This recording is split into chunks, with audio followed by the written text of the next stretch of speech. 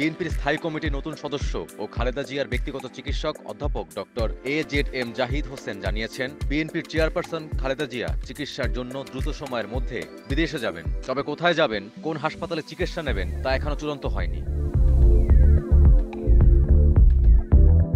তিনি আরও জানান, বিএনপি চেয়ারপারসনের শরীরের অবস্থা এখন পর্যবেক্ষণ করা হচ্ছে। যথাসময়ে তাকে বিদেশে চিকিৎসার জন্য নেওয়া হবে। রোববার 18 আগস্ট দুপুরে রাজধানীর জাতীয় চক্ষু বিজ্ঞান ইনস্টিটিউটে বৈষম্য বিরোধী ছাত্র আন্দোলনে আহতদের দেখতে গিয়ে ডক্টর জাহিদ হাসান এসব কথা বলেন।